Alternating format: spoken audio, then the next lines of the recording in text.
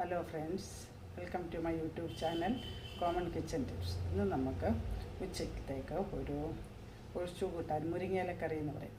മുരിങ്ങയിലക്കറിയും ഒരു ഇഞ്ചിപ്പുളി, നമ്മൾ ഇഞ്ചിപ്പുളി വയ്ക്കും, മുളക് പുളി വയ്ക്കും. ഇത് രണ്ടും കൂടെ മിക്സ് ചെയ്ത പുളി കറിയാണ്. നമുക്ക് ഏറെ സവാളയൊക്കെ ചേർത്ത് അതിനധികം ചൂടും എരിയൊന്നും ഇല്ലാതെ നല്ല ടേസ്റ്റി ആയിട്ടുള്ള ഒരു കറി ചെയ്യാം. അത് നമുക്ക് എങ്ങനെ ചെയ്ത് നോക്കാം. നമുക്ക് ആദ്യം പാനിൽ കടുക് താളിച്ചിട്ട് നമുക്ക് മുരിങ്ങയില ഒന്ന് വാട്ടിയെടുക്കണം. ആദ്യം നമുക്ക് എണ്ണ ഒഴിച്ച് കടുക് താളിക്കാം.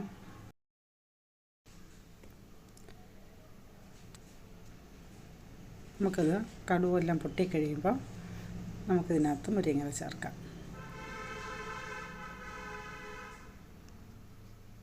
കടുവെല്ലാം മൂത്ത് വന്നിട്ടുണ്ട്, പൊട്ടി തുടങ്ങിയിട്ടുണ്ട്. നമുക്ക് കുറച്ചുകൂടെ മൂത്തതിന് ശേഷം നമ്മുടെ മുരിങ്ങയില ചേർക്കാം.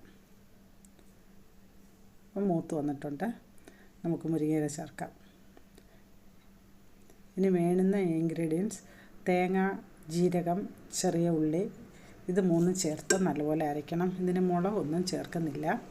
കടുക് വറുക്കുമ്പോൾ ഉള്ള മുളകാണ് ഇതിന് എരിയായിട്ട് ഉള്ളത്. നമുക്കിനിയും കടുവൊക്കെ പൊട്ടിയിട്ടുണ്ട്. നമുക്ക് മുരിങ്ങയില കടുക് വറുത്തതിനകത്തോട്ടിട്ട് ഒന്ന് മൂപ്പിച്ചെടുക്കാം. കരിഞ്ഞു പോകാൻ പാടില്ല.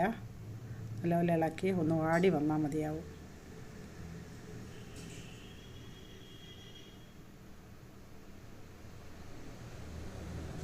നല്ലൊരു ഒഴിച്ചുകൂട്ടാനാണ്. കുട്ടികൾക്കൊക്കെ എരി ഇല്ലാത്തതുകൊണ്ട് ഭയങ്കരമായിട്ട് ഇഷ്ടപ്പെടും. പക്ഷേ ഇത് ചൂടോടെ കഴിക്കണം. അപ്പം നമ്മൾ തേങ്ങയും ചെറിയ ഉള്ളിയും ജീരകവും നല്ലപോലെ അരച്ചെടുത്തിട്ടുണ്ട്. നമുക്ക് കുറച്ചും കൂടെ ആവശ്യത്തിന് വെള്ളം ചേർക്കണം. പിന്നെ മറ്റ് പുളികളോ വേറെ ഒരു ചേരുവയും ചേരുന്നില്ല.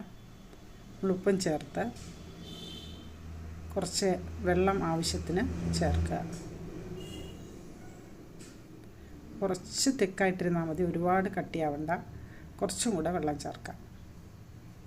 നല്ല ചൂടോടെ കഴിക്കാൻ നമുക്ക് നല്ല ടേസ്റ്റുള്ള ഒരു ഒഴിച്ചുകൂട്ടാനാണ്.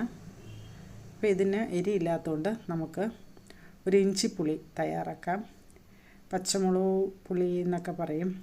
ഇത് നമ്മൾ രണ്ടും കൂടെ മിക്സ് ചെയ്തൊരു ഇഞ്ചിപ്പുളിയാണ് ചെയ്യുന്നത്. അപ്പോൾ ഈ കറി മുരിങ്ങയില കറി തിളയ്ക്കാൻ പാടില്ല. നമ്മൾ അടുത്ത് നിന്ന് ഇളക്കി കുറച്ച് നല്ലപോലെ ചൂടാവുമ്പം ഗ്യാസ് ഓഫ് ചെയ്യണം. അങ്ങനെ തിളച്ച് പോയാൽ ഈ കറിയുടെ ടേസ്റ്റ് പോകുമെന്നാണ് പറയുന്നത്. ടേസ്റ്റ് കുറയും. ഉപ്പൊക്കെ നോക്കി നമുക്ക് ഇത്രയും ചൂടായാൽ മതിയാവും. നമുക്ക് ഗ്യാസ് ഓഫ് ചെയ്യാം. നല്ല ടേസ്റ്റ് ആയിട്ടുള്ള ഒരു കറിയാണിത്. നല്ല ഗുണവുമാണ് മുരിങ്ങയില. നിങ്ങളിതിങ്ങനെ ചെയ്ത് നോക്കണം. അപ്പം നമുക്ക് ഇഞ്ചിപ്പുളിയും കൂടെ തയ്യാറാക്കാം.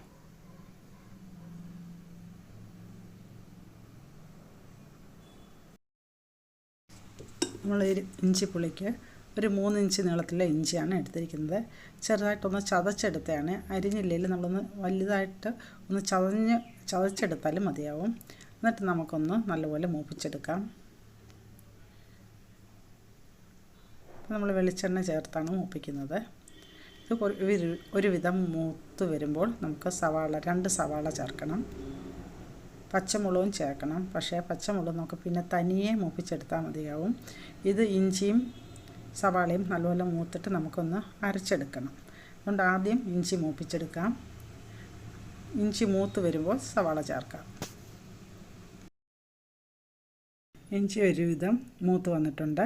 നമുക്കിനി സവാള ചെറുതായി അരിഞ്ഞതാണ്. 2 സവാള എടുത്തിട്ടുണ്ട്. അത് നല്ലപോലെ ഒരുമിച്ച് ചേർത്ത് മൂപ്പിച്ചെടുക്കാം. വെളിച്ചെണ്ണ ചേർത്ത് ആണ് മൂപ്പിക്കുന്നത്.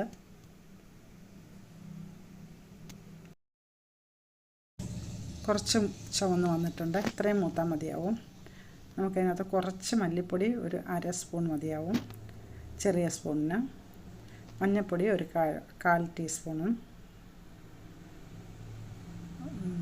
മുളക് 1 സ്പൂണും ഇടാം. പച്ചമുളക് നമ്മൾ ഇതിൽ 2 എണ്ണേ ചേർക്കുന്നുള്ളൂ. 1 സ്പൂൺ മുളക് പൊടി, പിരിയമുളകിൻ്റെ പൊടിയാണ്. നമ്മളിവിടെ 2 പച്ചമുളക് ചേർക്കുന്നുള്ളൂ. വേണമെന്നുണ്ടെങ്കിൽ ഒരു 3-4 പച്ചമുളക് ചേർക്കാം. എരി വേണമെന്നുള്ളവർക്ക് ഇത് കുട്ടികൾക്ക് ഭയങ്കര താല്പര്യമാണ്, അതുകൊണ്ടാണ് അധികം മുളക് ചേർക്കാത്തത്. അപ്പം നമ്മളെല്ലാം കൂടെ ഒന്ന് ചൂടാക്കിയെടുത്ത് നമുക്ക് തണുക്കുമ്പോൾ ഇത് അരച്ചെടുക്കണം. നമുക്ക് കുറച്ച് എണ്ണ ഒഴിച്ചിട്ട് 2 പച്ചമുളകും കൂടെ ഒന്ന് നല്ലപോലെ വാട്ടിയെടുക്കാം. 1 നെല്ലിക്ക വലുപ്പത്തിൽ നമുക്ക് പുളി വേണം. പുളി ഇച്ചിരി ഏറെ വേണം. നമുക്ക് ഉള്ളി വാട്ടി വെച്ചത് ഒന്ന് അരച്ചെടുക്കാം. പുളി നല്ലപോലെ ഒന്ന് പിഴിഞ്ഞെടുക്കാം.